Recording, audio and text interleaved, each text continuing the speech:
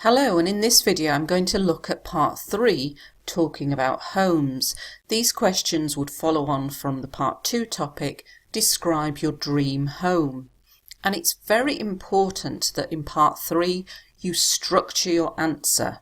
And in this video I'm going to look at a 3-part way of structuring your answer. So you have a starter, a main idea, and extra information.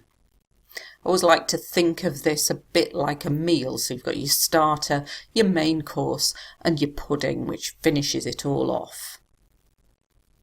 So let's take a look at how you can do this in part 3.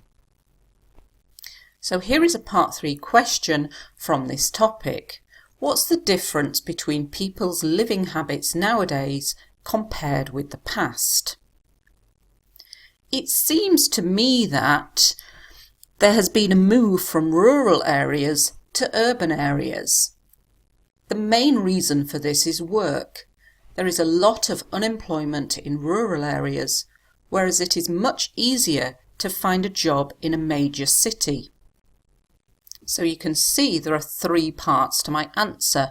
I've got my starter, and what I mean by starter is how you start your answer. A lot of IELTS candidates just start it with I think. This is not complex enough. Make sure you have lots of other sentence starters to start your answer. Then my main idea, it's about the move from rural areas, that's the countryside, to urban areas, towns or cities, but I've used complex language to describe this. And then I've highlighted the reason, I've said why. I cannot just stop there, that's not enough, that's like a part 1 type answer. And I've highlighted it's because of unemployment in rural areas. But I haven't just repeated urban areas, I've used a major city instead of saying urban areas. So all the time you're looking to vary your vocabulary, change the words, use lots of different words in your answer. So now let's take a look at some more model answers connected to this topic. Do you think homes in the future will be the same as they are now? In my view, absolutely not. One of the major reasons for this is the mass migration to urban areas. This has led to a shortage of housing. One example that springs to mind is my hometown. There is a lack of housing. Therefore, more skyscrapers have been built to accommodate people. There are fewer individual homes with private gardens and more people living in high-rise buildings. So let's take a look. Have we got our 3 parts? Well, we've got our sentence starter. In my view, absolutely not, which is much better than no or I don't think so. Then we've got our main idea, and instead of just saying because or this is because, one of the major reasons for this is. And finally, we've got the extra information, the example to support the main idea. One example that springs to mind is, a note in that collocation to spring to mind, we don't use my. I hear a lot of non-native speakers who say that springs to my mind. We just say it springs to mind. And if you also look at the vocabulary here, we've got mass migration. This means lots of people moving from one area to another area. A shortage, meaning there are not enough of them. A lack of, this also means there's not enough of them. Skyscrapers, high-rise buildings, these are synonyms, words with the same meaning. And we've also got some passive grammar in there, have been built. So it's like a very little paragraph in an essay, it's got structure and it's got complex vocabulary. So let's take a look at another question from this topic. What are the disadvantages of living in an apartment? It would seem to me that noise is the major thing that people have to deal with when residing in an apartment. The key issue here is bad neighbours. A prime example of this would be when the occupants downstairs have a party.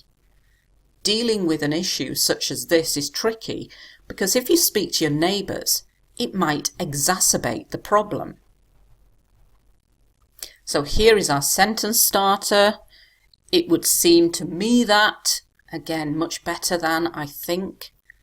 The key issue here is, this is where you're introducing your main idea.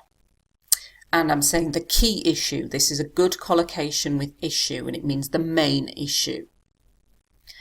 And then we've got the extra information to support this. So you're giving an example to support this issue, to support your main idea. And again, another fantastic collocation. A prime example of this would be, and that means a perfect example. Also got some very good vocabulary. Residing. The verb to reside means to live. Occupants. This is another way of saying residents, people who live in an apartment or house. Tricky. This is a great word because you can use it in all kinds of sentences about all kinds of topics, and it means it's difficult. And finally, a fantastic collocation for writing and speaking. To exacerbate the problem. Make sure you learn how to spell it correctly if you're going to use it in writing. Great for lots of Task 2 essays, both general and academic. To exacerbate a problem means to make it worse. So you can see how that would be useful in lots of answers.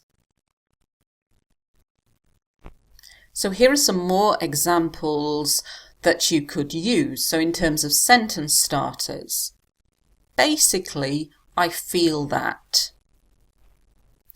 I'm guessing you could say that. In my view, it would seem to me that. And for your main ideas, the key issue here is. One of the major reasons for this is. This is due to. Due to means because of. This is essentially because. That means this is mainly because. And to add some extra information, one example that springs to mind is, one such example of this would be, probably the best example I can think of regarding this is. So make sure that you have a list of these before you go into the IELTS exam and go through them, because when you have your structure, your framework, it will make answering these very tricky Part 3 questions much easier. Thanks for watching.